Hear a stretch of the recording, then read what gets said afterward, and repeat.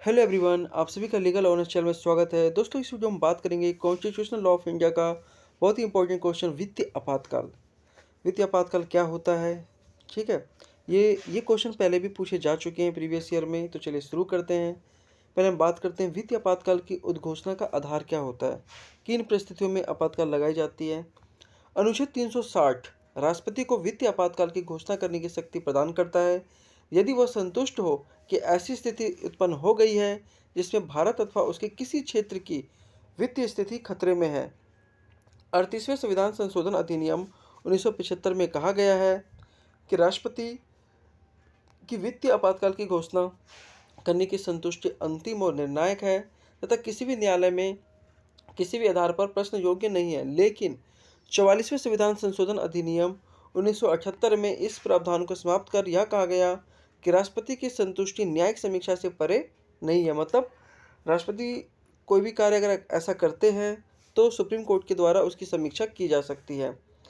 संसदीय अनुमोदन एवं समय अवधि। वित्तीय आपात की घोषणा को घोषित तिथि के 2 माह के भीतर संसद की स्वीकृति मिलना आवश्यक है।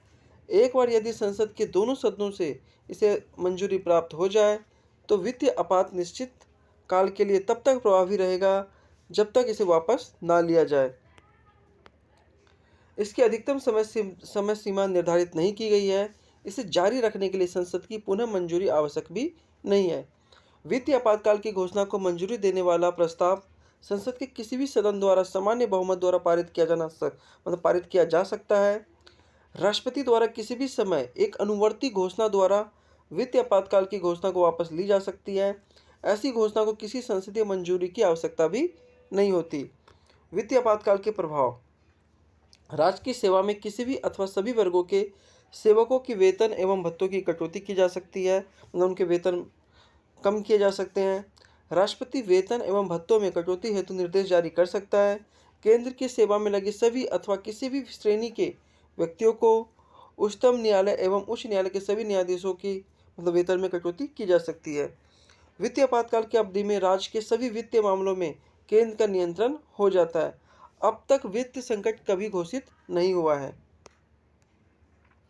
आपातकालीन प्रावधानों की आलोचना। संविधान का संघीय प्रभाव नष्ट होगा तथा केंद्र सर्वशक्तिमान बन जाएगा। राज्यों की शक्तियां एकल एवं संघीय दोनों पूरी तरह से केंद्र प्रबंधन के हाथ में आ जाएगी। राष्ट्रपति ही तानाशाह बन जाएगा। मतलब इसकी आलोचना किस आधार पर की जाती है वो बताना है आपको। मतलब इसी में आपको जोड़ देना है। ठीक है। राज्यों की वित्तीय स्वायत्तता निरर्थक हो जाएगी, मूल अधिकार अर्थहीन हो जाएंगे और परिणाम स्वरूप संविधान की प्रजातंत्रीय आधारशिला नष्ट हो जाएगी। ऐसा इसकी इन लोगों का मानना है। दोस्तों, अगर वीडियो आपको अच्छा लगे तो वीडियो को लाइक कीजिए, चैनल को सब्सक्राइब कीजिए। क्योंकि वित्तीय काल में आपको ये बताना घोषणा का आधार क्या है, कब लगाया जा सकता है और इसके क्या परिणाम होते हैं, और इसकी आलोचना भी आपको बता देनी है। ठीक है दोस्तों, गुड बाय।